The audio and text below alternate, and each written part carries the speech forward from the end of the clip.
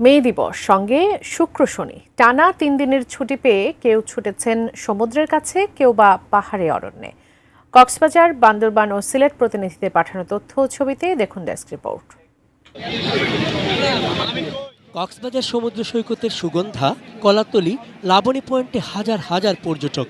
কেউ সমুদ্রে নেমেছেন, কেউ কিটকট চেয়ারে বসে উপভোগ করছেন অন্যদের উচ্ছ্বাস আর ঢেউয়ের গর্জন।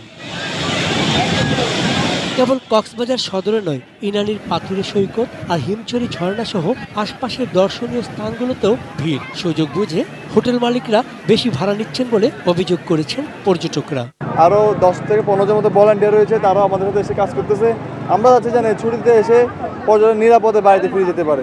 এখানে হোটেল অনেক কম, অনেকে রুম পায় নাই, বাইরে রয়েছে, ঠিক আছে। আর যে হোটেলগুলো ভাড়া ছিল 2000 টাকা, ওগুলো নিচ্ছে 5000 7000 টাকা আমাদের কাছে। প্রাউড করা উচিত, আমাদের বীচ এত সুন্দর, এত ভালো।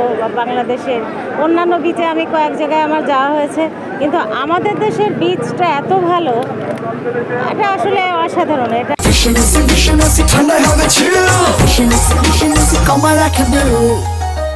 বৈশাখের রোদ গরমের মধ্যেও পাহাড়ের হাতছানি এড়াতে পারেননি কিছু মানুষ। 3 দিনের ছুটি পেয়ে মেঘ বৃষ্টি রোদের লুকোচুরি দেখতে বান্দরবান এসেছেন। শহরের কাছের নীলাচল, মেঘলা ও প্রান্তিক লেক থেকে অনেক দূরের দেবতাখুম, থানচির বড় পাথর বা রেমাক্রি ঝর্ণা, কোথায় নেই পর্যটক। নীলগিরি, চিম্বুক, নীলাদ্রি আর তমাতঙ্গিতেও গেছেন অনেকে। আমি এখানে এসে অনেক মজা পেয়েছি, ভালো লেগেছে। আমি ফার্স্ট টাইম আসলাম এখানে। খুবই সুন্দর একটা এরিয়া, যার মনোরম পরিবেশ আমাদের হৃদয় ছুঁয়ে গেছে। আরেক দল গেছেন উঁচু নিচু ল্যান্ডস্কেপ জোড়া শ্যামল সমুদ্রে। সিলেটে চা বাগানের সবুজ, রাতারগুলের জলাবন আর ভোলাগঞ্জ, বিছনাকান্দি ও জাফলংয়ের জলপাথরে সৌন্দর্যের সাথে স্বস্তি খুঁজছেন তারা। পর্যটকদের সার্বিক নিরাপত্তায় তৎপর প্রশাসনও।